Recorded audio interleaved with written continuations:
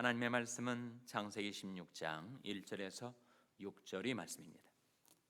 아브라함의 아내 사레는 생산치 못하였고 그에게 한 여종이 있으니 애굽 사람이요 이름은 하갈이라. 사레가 아브라함에게 이르되 여호와께서 나의 생산을 허락지 아니하셨으니 원컨대 나의 여종과 동침하라. 내가 혹으로 말미암아 자녀를 얻을까 하노라 하매 아브라함이 사레의 말을 들으니라. 아브라함의 아내 사레가 그 여종 애굽 사람 하갈을 가져 그 남편 아브라함에게 첩으로 준 때에는 아브라함이 가나안 땅에 거한 지 10년 후이었더라. 아브라함이 하갈과 동침하였더니 하갈이 잉태함에 그가 자기 잉태함을 깨닫고 그 여주인을 멸시한지라. 사레가 아브라함에게 이르되 나의 받는 욕은 당신이 받아야 옳도다. 내가 나의 여종을 당신이 품에 두었거늘 그가 자기 잉태함을 깨닫고 나를 멸시하니 당신과 나 사이에 여호와께서 판단하시기를 원하노라. 아브라함이 사레에게 이르되 그대의 여종은 그대의 수중에 있으니 그대의 눈에 좋은 대로 그에게 행하라 하매 사레가 하갈을 학대하였더니 하갈이 사레의 앞에서 도망하였더라. 아멘. 할렐루야. 저희 평강의 복을 기원하는 마음으로 샬롬 인사 나누시기 바랍니다. 샬롬. 샬롬. 오늘도 월요 새벽 기도에 잘 나오셨습니다.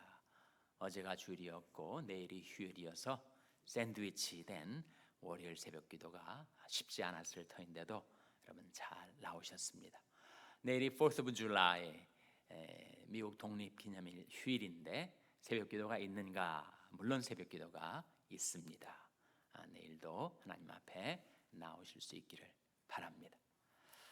오늘 본 말씀에는 아브라함 가정의 이야기가 나와요.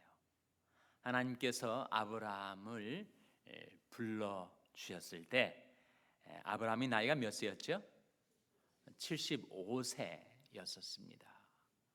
물론 그 당시에는 사람이 평균 수명이 오늘날보다는 길었겠지만 그래도 75세의 부르심을 받고 자손이 약속을 얻었으니 언제 그 씨를 주실까 학수고대하며 그 부부가 살았지 않겠습니까? 근데 한 해가 가고 두 해가 가고 그리고 시간이 많이 지나갔는데도 아무런 기별이 없는 거예요. 소식이 없는 겁니다. 그러니까 마음이 초조해지기 시작하는 거예요. 그래서 오늘 사건이 벌어지게 되었는데 그것이 하나님의 부르심을 받은 아브라함이 이제 가나안 땅에 들어온 지 몇 년 만의 일이었다고요? 10년 만의 일이었어요. 아브라함의 나이가 몇 세가 된 겁니까? 85세. 사라의 나이가 아브라함과 사라의 부부 나이 차이가 몇 살이었죠? 10살이니까 사라의 나이가 몇 세입니까?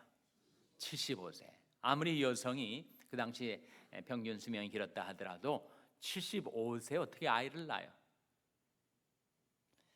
그래서 사라의 마음속에 아브라함보다 사라가 먼저 사태의 긴급성을 깨닫고 묘책을 내게 된 겁니다. 그것은 아무리 봐도 자기가 아이를 낳을 가능성은 없고 자기 아이를 낳지 못하면 하나님의 약속이 무효가 되니 그럴 리가 없도록 하기 위해서 하나님의 뜻의 성취를 위해서도 내가 낳아야 되겠구나. 사라가 낸 묘책이 뭡니까? 아브라함의 품에다가 첩을 안기는 묘책을 낸 거예요. 사람이 꾀죠. 하나님의 뜻보다도 앞서서 서둘러서 자기가 하나님의 약속의 성취를 이룰 방안을 강구해 낸 것입니다. 그래서 그 첩의 이름이 뭐라고요? 첩의 이름이 바로 하갈인데 어느 나라 사람이에요? 애굽 사람이에요. 언제 이 하갈이 아브라함이 집안에 들어오게 되었을까? 아브라함이 기근에 떠밀려서 애굽 땅에 갔을 때 그때 이 하갈을 얻게 된 거죠. 일련의 사건들이 다 연관이 되어 있습니다. 아브라함이 믿음이 약해져서 그가 약속의 땅에 머물지 않고 애굽 땅에 갔을 때 얻게 된 하갈이 그 집안의 불화의 단초가 된 것입니다. 오늘 본 말씀 1절에 보시면 아브라함의 아내 사레는 생산치 못하였고 그에게 한 여종이 있으니 애굽 사람이요 이름은 하갈이라. 2절 말씀 같이 읽겠습니다. 시작. 사레가 아브라함에게 이르되 여호와께서 나의 생산을 허락지 아니하셨으니 원컨대 나의 여종과 동침하라. 내 호크로 말미암아 자녀를 얻을까 하노라 하매 아브라함이 사레의 말을 들으니라. 아브라함이 사레의 말을 어떻게 했다고요? 들었습니다. 부부간의 관계는 좋았던 모양이에요. 그래서 남편이 아내를 무시하지 않고 아내가 말을 하면 잘 듣는 것까지는 좋은데 들은 사레의 말을 그 다음에 어디로 가지고 갔어야 했습니까? 하나님께로 가지고 가서 하나님께 물었어야 될 텐데 아브라함이 그저 사레의 말을 따라서 행해버리고 말았습니다. 3절에 아브라함이 아내 사레가 그 여종 애굽 사람 하갈을 가져 그 남편 아브라함에게 첩으로 준 때는 아브라함이 가나안 땅에 거한 지 10년 후이었더라. 아브라함이 하갈과 동침하였더니 하갈이 잉태함에 그가 자기 잉태함을 깨닫고 그 여주인을 뭐했다고요? 멸시했습니다. 그 당시에 이 하갈은 아브라함보다도 사라의 몸종으로 들어온 여자이기 때문에 사라가 하갈의 그야말로 생사여탈권을 쥐고 있는 주인이었는데 형편이 바뀌자 하갈이 마음이 바뀐 거예요. 내가 주인의 아브라함의 씨를 얻은 자로서 내가 이제는 정실부인 행세를 좀 해야 되겠다 싶었는지 하갈이 사레를 멸시하게 된 거예요. 사태가 여기에 이르게 되자 사레가 투정을 부립니다. 5절 말씀에 사레가 아브라함에게 이르되 나이 받는 욕은 당신이 받아야 옳도다. 맞는 말입니까? 물론 아브라함이 잘못했죠. 애굽에 내려가서 하갈을 집안에 들인 것도 아브라함의 실착이고 또 사레의 말을 듣고 첩을 둔 것도 아브라함이 잘못이지만 하나님 앞에서는 물론 아브라함이 잘못한 것이지만 부부관계에서는 누가 잘못하는 거예요? 사레가 지금 문제를 다 만들어 놓고 원망을 남편에게 해대고 있는 겁니다. 나이 받는 욕은 당신이 받아야 옳도다. 일이 틀어지면 잘못되면 사람들은 원망을 하기 쉽습니다. 잠언 19장 3절 말씀에 사람이 미련함으로 자기 길을 굽게 하고 마음으로 여호와를 원망하느니라. 우리가 누군가를 원망하게 되면 그것은 궁극적으로 하나님을 원망하는 것이 됩니다. 자기가 미련해서 길을 굽게 하고 일을 그르쳐 놓고 다른 사람을 원망하는 거예요. 내가 나의 여종을 당신이 품에 두었거늘 그가 자기 잉태함을 깨닫고 나를 멸시하니 당신과 나 사이에 여호와께서 판단하시기를 원하노라. 정말 하나님이 그 두 사이에 판단하시면 어떤 판단이 내렸을까요? 하여튼 여성들은 담대한 것 같습니다. 그러자 아브라함은 참 저 맥질에 유순하고 그리고 관대했던 아브라함이 이 문제의 심각성을 깨닫고 방안을 냅니다. 그것이 아브라함으로서 그 상황에서 내릴 수 있는 최선의 방안이었겠죠. 6절 말씀이죠. 같이 읽겠습니다. 6절 말씀 시작. 아브라함이 사라에게 이르되 그대의 여종은 그대의 수중에 있으니 그대의 눈에 좋은 대로 그에게 행하라 하매 사레가 하갈을 학대하였더니 하갈이 사레의 앞에서 도망하였더라. 결국 그 첩을 본부인이었던 사레가 쫓아내고 이 가정에 큰 불화와 앙화의 단초가 일단은 사라지게 됩니다.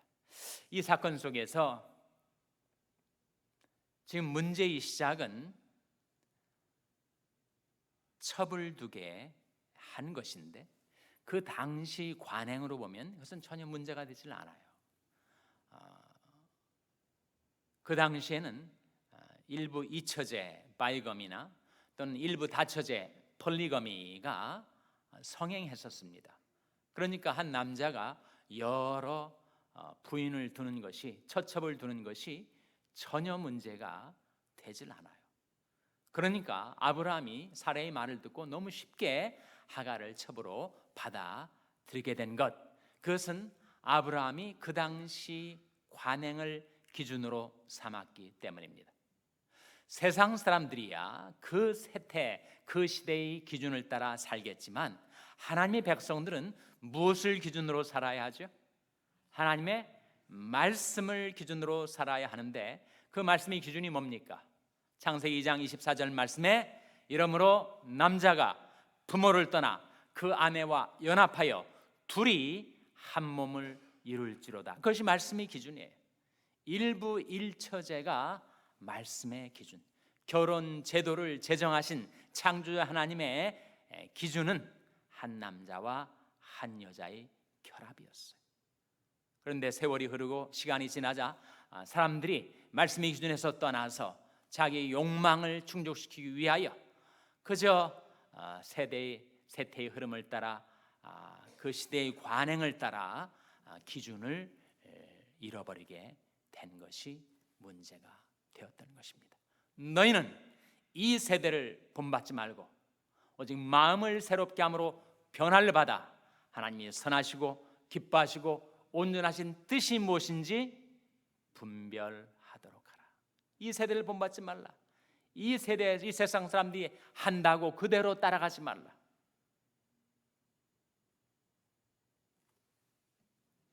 말씀의 기준이 무엇인가를 확인하라. 그 말씀 속에 들어있는 그 하나님의 뜻을 따라 살아가라. 그 하나님의 뜻이야말로 선하고 기뻐하고 그리고 온전하신 뜻이다. 그렇게 우리에게 일깨워 주고 있습니다. 사례의 입장에서는 아브라함이 이것을 용인하고 받아들였지만 사례의 입장에서는 나름대로 자기가 하나님의 뜻, 하나님의 약속을 성취하기 위한 방안을 내었다고 하였으나 그것이 하나님의 뜻이 아니었고 인간의 꾀였습니다. 하나님의 백성들은 in his time, in his way로 살아가는 자들이죠. 하나님의 때 하나님이 길을 따라서 행해야 될 텐데 인간이 조급하고 성급한 마음에 하나님의 때를 당기려 하다가 실착을 하게 되고 하나님의 뜻보다는 하나님의 길보다는 내가 낸 길이 더 좋을 것 같은 생각에 빠져들기가 쉬운 것이 인간의 연약함입니다. In his time, in his way. 하나님의 때를 기다리고 하나님의 길로 행하는 것이 하나님의 백성들이 살아가야 될 삶의 길이겠죠.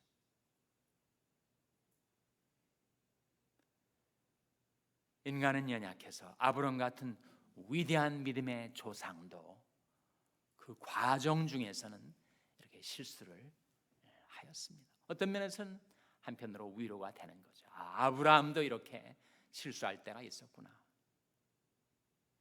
하나님께서 우리에게 바라시는 것은 거기에 머무르지 않고 아브라함이 계속해서 변화되어 나아갔고 그의 믿음이 정점을 향하여 정상을 향하여 하나님을 향하여 계속 뻗어갔던 것처럼 하나님 우리에게 바라시는 것은 우리가 하나님의 때를 따라 하나님의 길로 행하는 삶을 원하시는데 우리가 누구의 음성을 듣는가? 우리가 어떻게 하나님의 때와 길을 찾아 그리로 행하며 살아갈 수가 있는가? 그것이 우리의 과제입니다. 우리 앞서 정말 믿음으로 살아갔던 두 인물에 대해서, 아브라함 말고 두 인물에 대해서 말씀을 찾아볼 텐데, 그들은 어떻게 하나님이 때를 따라 하나님의 길로 행하며 살아갔는가, 그 비결을 이 두 구절에서 발견하시게 될 겁니다. 첫째로 시편 17편 4절 5절 한번 보시기 바랍니다. 시편 17편 4절 5절.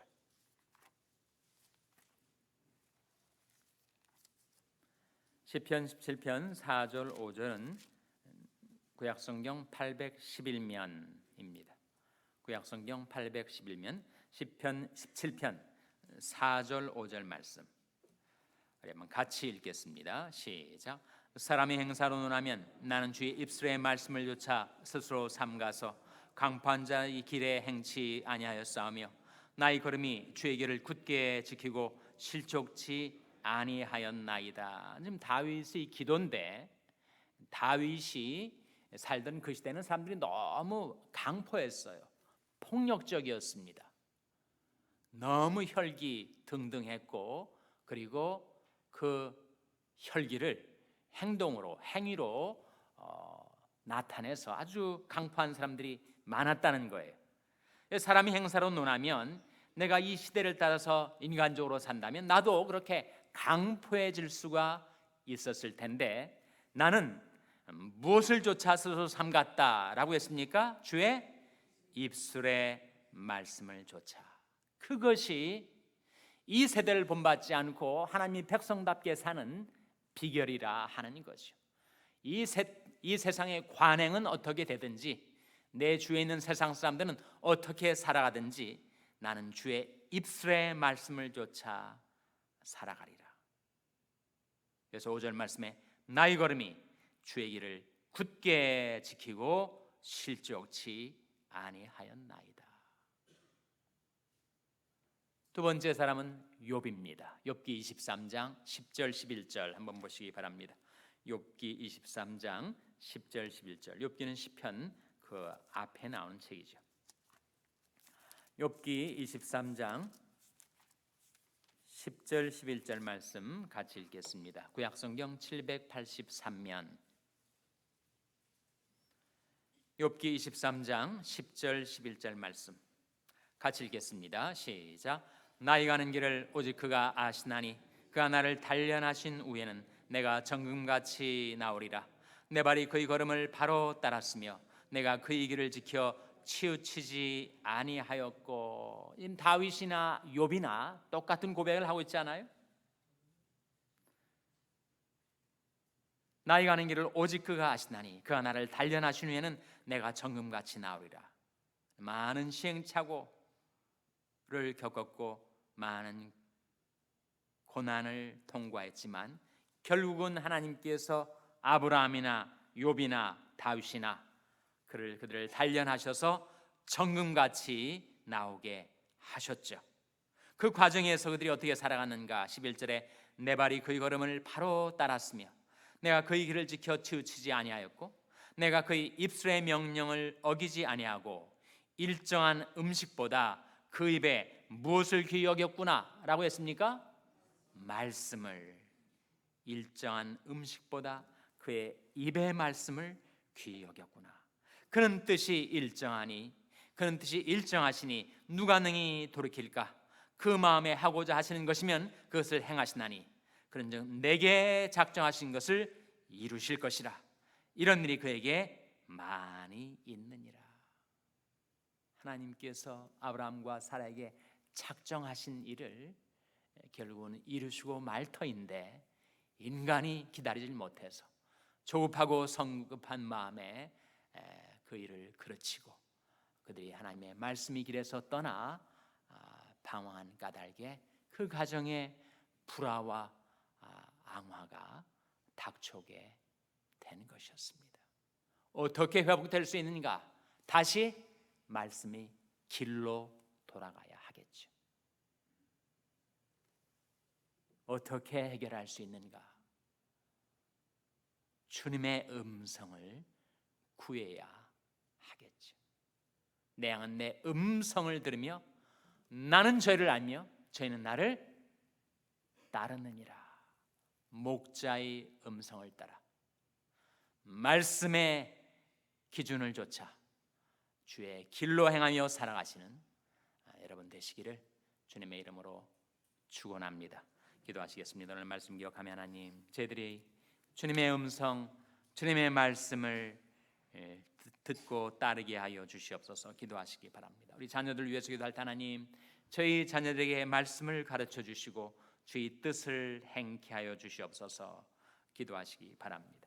평생에 연약한 지체들 위해서 기도할 때 하나님, 그 질고로 단련을 받아 정금같이 나오게 하여 주시옵고 말씀의 길로 행하며 살 수 있도록 도와주시옵소서. 기도해 주시기 바랍니다. 우리 샬롬교회를 위해서 기도할 때 하나님, 저희 샬롬교회가 주님의 음성을 듣고 따르는 교회가 되게 해 주시옵소서. 기도해 주시기 바랍니다. 여러분의 생업을 위해서 기도하시고 중국의 박유한 선교사님을 위해서 기도해 주시기 바랍니다. 지금 아리조나에 가 있는 미국 원주민 선교에 가 있는 우리 선교 단원들을 위해서 기도해 주시기를 바랍니다. 교육관 건립을 위해서 기도해 주시기 바랍니다. 하나님이 아침에 하나님 앞에 나온 자들을 성령으로 충만케 하여 주시옵소서. 이런 제목들로 우리 합심해서 기도하겠습니다.